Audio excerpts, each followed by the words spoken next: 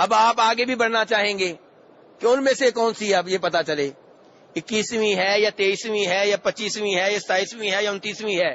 جی کون سی رات ہے؟ آپ نے کیا سنا ہوا ہے؟ جی 27ویں رات ہے. سب یہی جانتے ہیں. تو میرے بھائی بہت سے علماء کرام یہی کہتے ہیں، بلکہ صحابی رسول جناب ابی ابن کعب رضی اللہ عنہ قسم اٹھا کے کہا کرتے تھے کہ یہ 27ویں رات ہے. لیکن کیا یہ بات درست ہے؟ معذرت کے ساتھ درست نہیں ہے. صحیح بات یہ ہے کہ شب قدر ان 5 راتوں میں سے کوئی رات ہے. کبھی یہ ہوتی ہے، کبھی وہ ہوتی ہے، کبھی یہ ہوتی ہے. اب آپ سوال کریں گے پھر صحابی نے قسم کیوں اٹھائی؟ صحابی نے قسم اٹھائی ہے، صحابی کی بات کو کیسے پیچھے کر سکتے ہیں؟ میرے بھائی صحابی کی قسم اور صحابی کی بات سر آنکھوں پہ، لیکن وہ اس سال کے لحاظ سے ٹھیک ہے جس سال وہ 27ویں رات میں تھی، ہمیشہ کے لیے نہیں. اور اس کی دلیل وہ حدیث بھی ہے جس حدیث میں آتا ہے، فرماتے ہیں جناب ابو سعید خدری رضی اللہ عنہ کہ نبی صلی اللہ علیہ وسلم پہلے رمضان کے درمیانے عشرے میں اعتکاف بیٹھا کرتے تھے. کون سے عشرے میں؟ درمیانے عشرے میں اعتکاف بیٹھا کرتے تھے.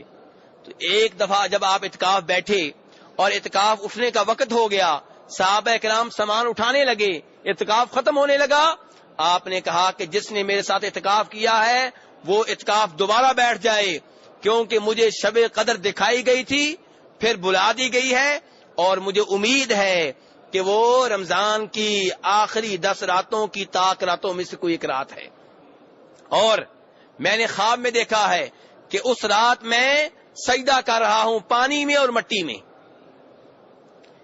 تو جناب ابو سعید خدری کہتے ہیں بارش کے کوئی آثار نہیں تھے، لیکن 21ویں رات کو بارش نازل ہوئی اور میں نے اپنی آنکھوں سے دیکھا کہ نبی صلی اللہ علیہ وسلم نے جب فجر کی نماز پڑھائی، نماز پڑھانے کے بعد ہماری جانب منہ کیا تو آپ کی پیشانی اور آپ کے ناک کے اوپر کیچڑ لگا ہوا تھا، کیونکہ جب رات کو بارش ہوئی تو مسجد نبی کی جو چھت تھی وہ کھجور کی شاخوں سے تھی، تو جہاں کھڑے ہو کے آپ نماز پڑھاتے تھے وہاں سے چھت ٹپک پڑی، پانی کے قطرے گرتے رہے، اور جہاں پہ آپ سجدہ کیا کرتے تھے وہ جگہ گیلی ہو گئی، وہاں پہ کیچڑ ہو گیا، آپ نے وہیں پہ سجدہ کیا اور آپ کی بابرکت پیشانی اور ناک کے اوپر کیچڑ کے نشانات موجود تھے.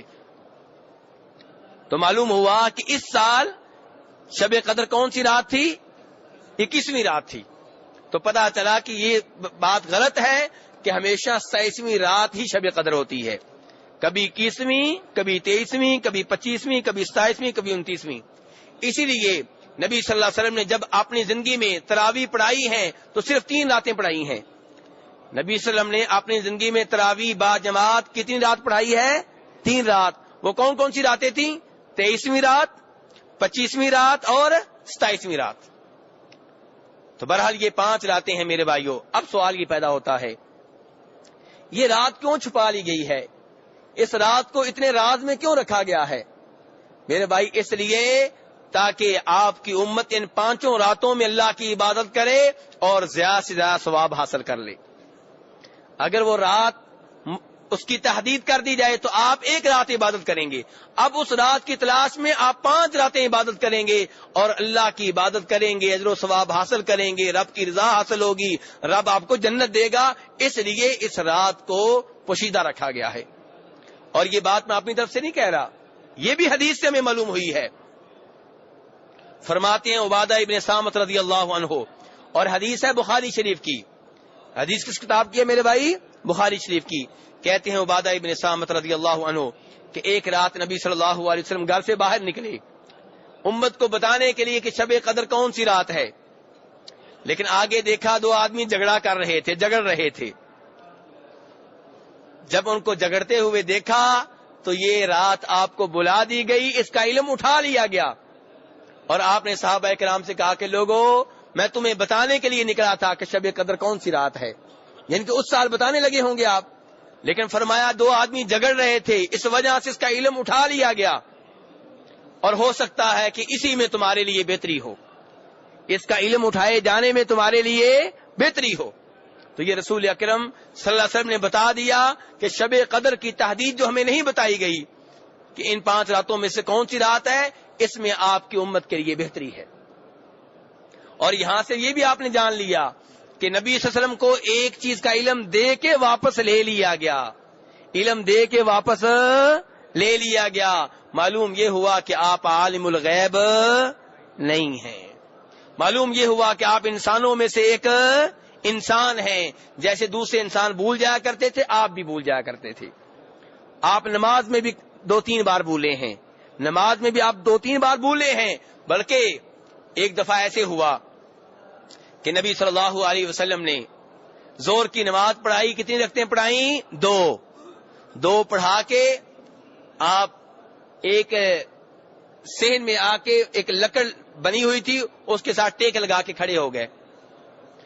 مسجد میں بڑے بڑے صحابہ کرام موجود ہیں، جناب صدیق بھی موجود ہیں، جناب فاروق بھی موجود ہیں رضی اللہ تعالی عنہم، لیکن کسی کو جرأت نہیں ہو رہی کہ رسول اکرم صلی اللہ علیہ وسلم سے اس موضوع پہ بات کرے کہ آج زور کی رکعتیں 2 کیوں پڑھی گئی ہیں۔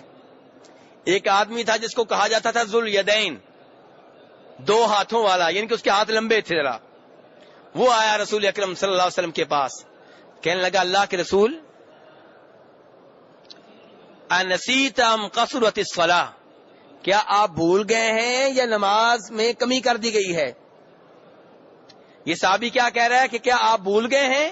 اس کا مطلب ہے کہ صحابہ اکرام کا عقیدہ تھا کہ رسول اکرم صلی اللہ علیہ وسلم بھول سکتے ہیں، اسی لیے وہ آ کے کہہ رہا ہے کہ اللہ کے رسول کیا، اور روایت بخاری شریف کی ہے کہ کیا آپ بھول گئے ہیں یا نماز میں کمی کر دی گئی ہے؟ آپ نے آگے سے کیا کہا؟ فرمایا نہ میں بھولا ہوں نہ نماز میں کمی ہوئی ہے۔ غور کریں اس جواب کے اوپر، اس سے مزید پتا چلا کہ آپ واقعی انسان تھے۔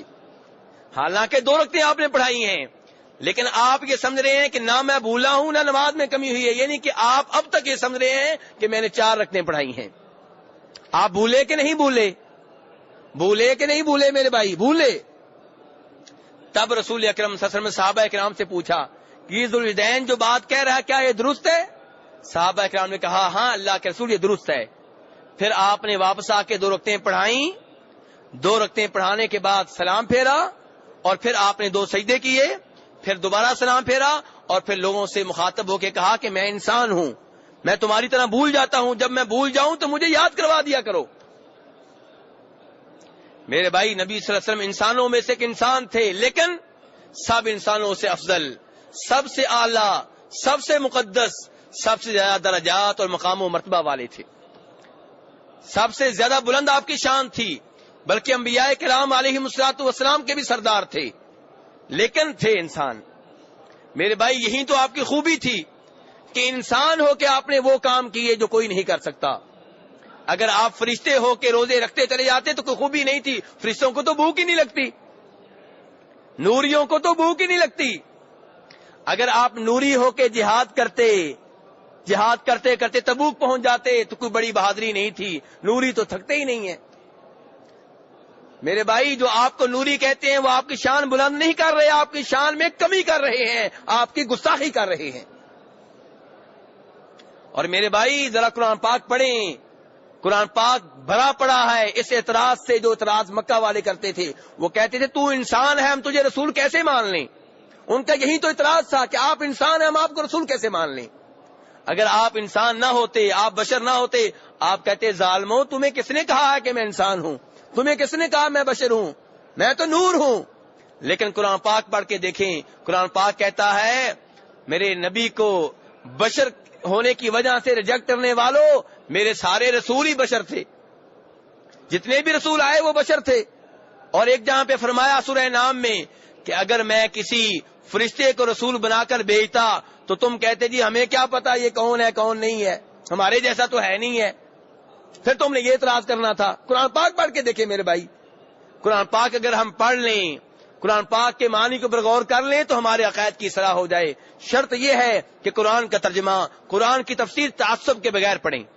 یہ نہیں کہ آپ پہلے ہی طے کر لیں کہ میں نے اس عقیدے کو نہیں چھوڑنا، آپ یہ طے کر کے قرآن پڑھیں کہ جو عقیدہ قرآن نے دیا میں نے اپنا لینا ہے، میں نے اپنے مولویوں کی طرف نہیں دیکھنا، میں نے اپنے ابو کی طرف نہیں دیکھنا، میں نے اپنے خاندان کی طرف نہیں دیکھنا، میں نے گاؤں کے مولوی صاحب کی طرف نہیں دیکھنا، جو قرآن نے عقیدہ دیا ہے اپنا لوں گا، انشاءاللہ آپ کا عقیدہ ٹھیک ہو جائے گا، کیونکہ قرآن پاک ہدایت کے لیے آیا ہے، قرآن پاک گمراہ کرنے کے لیے نہیں آیا۔